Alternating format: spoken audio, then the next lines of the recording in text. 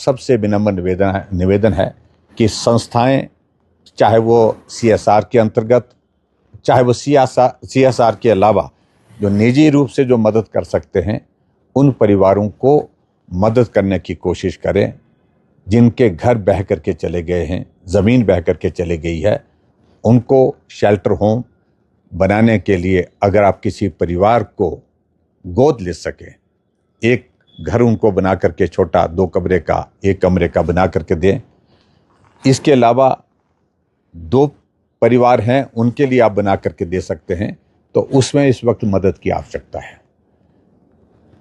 और ख़ास तौर से मैं इस बात को आपके समक्ष इसलिए कह रहा हूं क्योंकि सर्दी का मौसम तुरंत आने वाला है, उसके बाद कठिनाई का दौर उनके सामने फिर खड़ा होगा।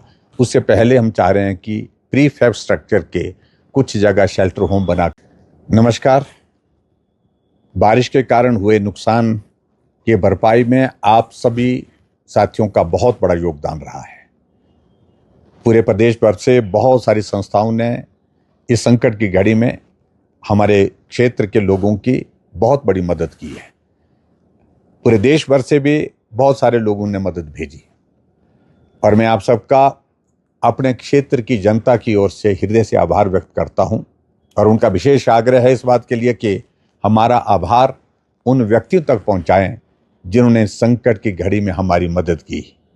हमारे लिए जो भी चीज़ें वहाँ से भेजी सामान के रूप में, चाहे वो राशन है, चाहे वो कंबल है, चाहे वो किचन के लिए बर्तन है, चाहे वो गैस का चूल्हा है, जो भी ज़रूरत, चाहे वो टेंट है और टेंट के अलावा चाहे वो तिरपाल है, जो भी चीज़ें आपने भेजी, उन सारी चीज़ों को सही स्थान पर पहुंचाने के बाद सभी लोगों का एक ही बात को लेकर के कहना था कि हमारा आभार उन व्यक्ति तक पहुंचे। मैं आप सबका हृदय से आभार उन सभी साथियों की ओर से करता हूं जिनके घर इस बारिश के कारण बह करके चले गए। मदद के साथ साथ में आगे का जो विषय है, मैं विशेष तौर से आपके समक्ष जो रखना चाह रहा हूं, अब अगला पार्ट हमारा रिहैबिलिटेशन का शुरू हो रहा है। रिहैबिलिटेशन का अभिप्राय यह है कि जिनका घर चले गए, ज़मीन चले गई, कुछ नहीं बचा, उनको आशियाना देने का हम विचार कर रहे हैं कि कहीं एक जगह, एक ठिकाना जहां वो परिवार के साथ अब सर्दी के मौसम में रह सके।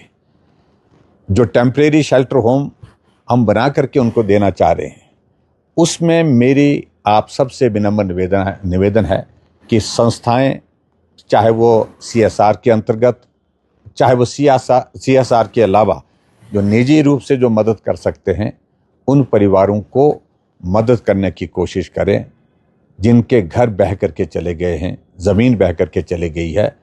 उनको शेल्टर होम बनाने के लिए अगर आप किसी परिवार को गोद ले सकें, एक घर उनको बना करके छोटा 2 कमरे का, 1 कमरे का बना करके दें। इसके अलावा 2 परिवार हैं, उनके लिए आप बना करके दे सकते हैं, तो उसमें इस वक्त मदद की आवश्यकता है।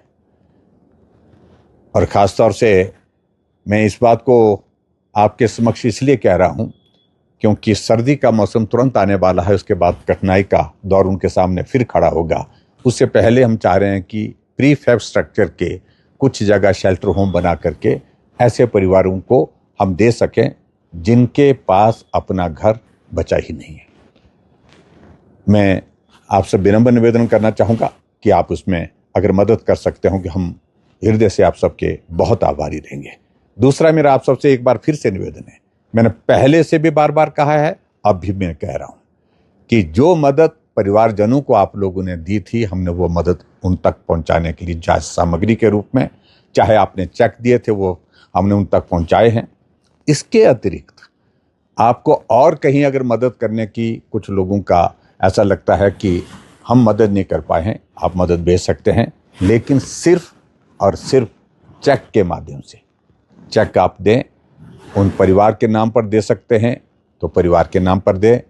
अगर आपको ऐसा लगता है कि आप स्वयं वहाँ पर आकर के, हम आपको सूची दे सकते हैं उन प्रभावित परिवारों की, और उसमें आप जितना अमाउंट डाल करके देना चाहें आप दे करके उनके ऊपर जो है वो बहुत बड़ा एक कृपा करेंगे। ऐसा मेरा आप सबसे निवेदन है। बहुत बहुत धन्यवाद। नमस्कार।